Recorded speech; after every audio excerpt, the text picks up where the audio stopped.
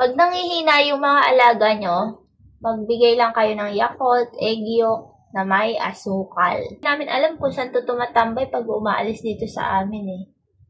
Pero minsan, mula umaga hanggang gabi, nandito siya. Katulad ngayon, gabi na, nandito pa rin siya.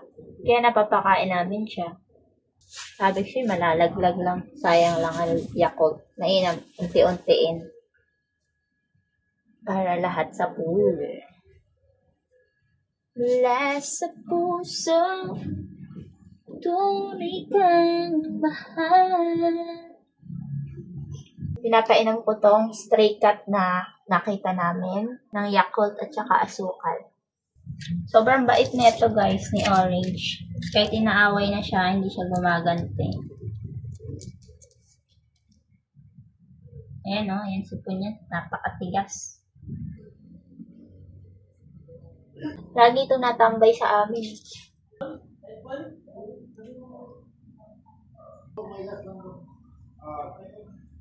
Sana't makita ko siyang tumaba. Isang taon na tayo dito eh. Hindi pa siya ganun kapayat noon na nakita ko siya.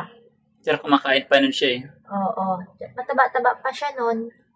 Kaya lang, nakita ko siya. May mga sipon na siya sa ilong talaga. Tapos hatching siya ng hatching para maalis yung Pero si sipon. Puti mas malala nun eh, no? Oo.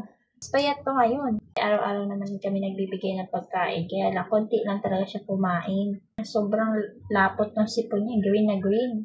Bukas try natin egg yolk. Nakatingin si Luna. Ipakita mo si Luna. Habang nagpapakain ako, nakatitig siya sa akin. Ganyan yan eh. Lapit nang maubos. Very good, Orange Cat. Pero sa ilaw naman ako, dami na nakain nun eh.